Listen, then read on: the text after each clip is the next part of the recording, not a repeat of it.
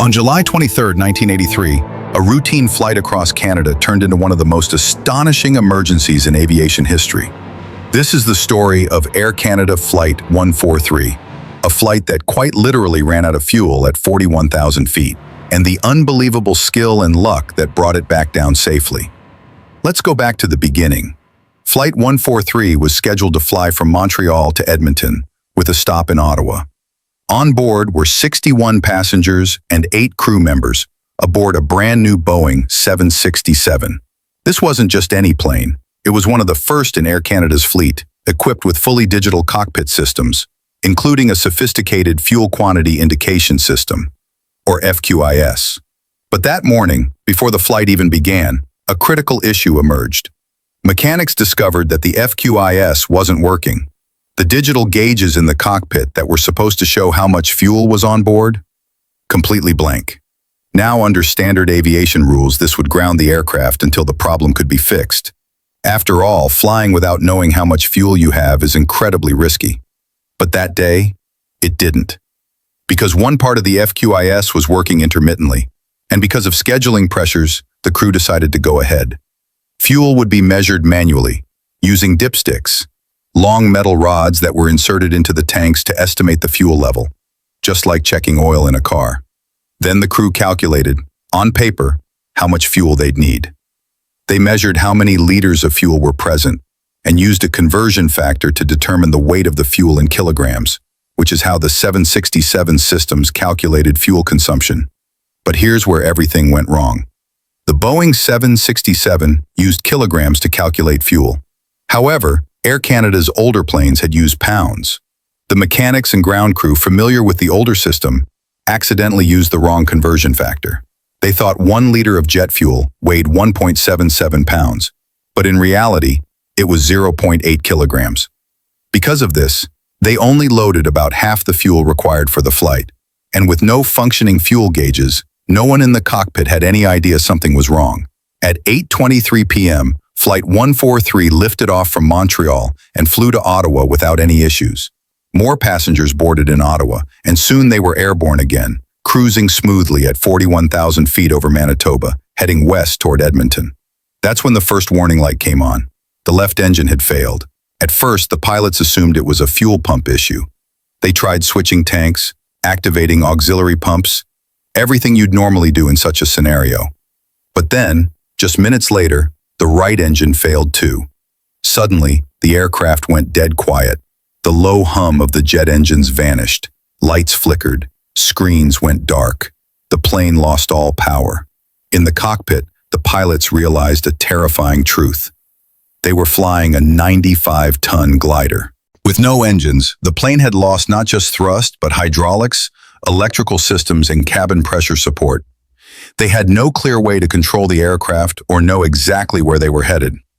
But the Boeing 767 had one last emergency system, the ram air turbine, or RAT.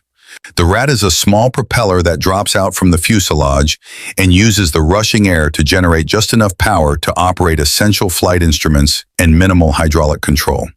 It was enough to give the pilots basic steering and instrumentation, but not much else.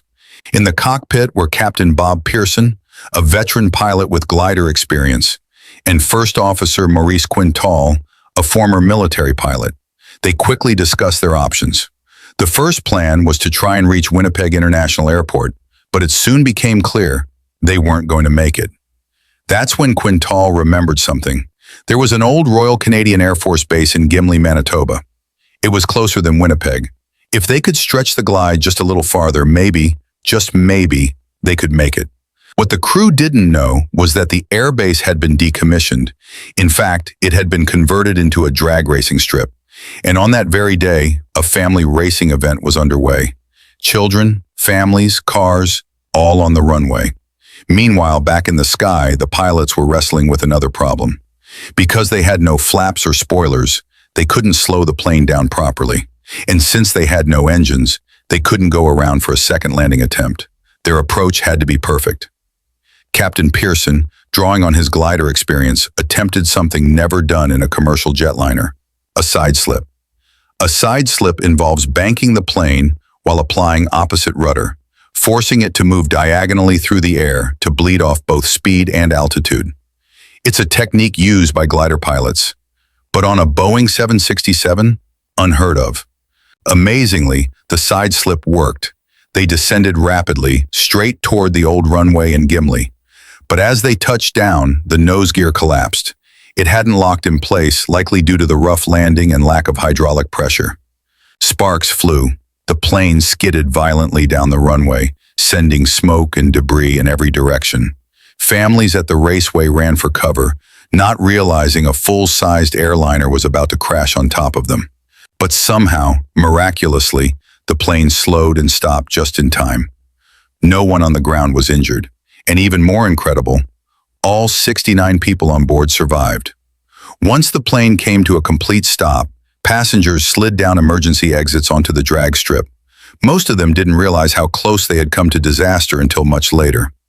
Afterward, there was a media frenzy and a full investigation. Captain Pearson and First Officer Quintal were initially suspended while regulators looked into the series of mistakes that led to the incident. The investigation uncovered a chain of failures, from technical faults to human error, and a lack of clear metric imperial procedures. Eventually, both pilots were reinstated. In fact, they were later celebrated for their incredible calm under pressure and the skills that saved dozens of lives. The aircraft itself was repaired and returned to service. It continued flying for another 25 years, earning its legendary nickname, the Gimli Glider. Today, the story is taught in aviation schools and crisis management programs around the world. It serves as a powerful reminder of the importance of training, communication, and never underestimating simple human error, like using pounds instead of kilograms, because sometimes the smallest mistakes lead to the biggest stories.